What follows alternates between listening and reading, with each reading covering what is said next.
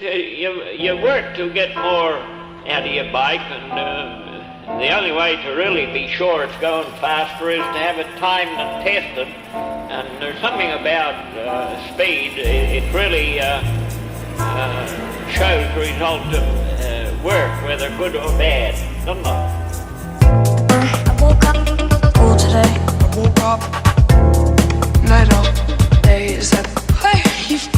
You copy? I woke up all today. I woke up night all day. Is that day? Is that I woke up all today. I woke up night all day. Is that hey?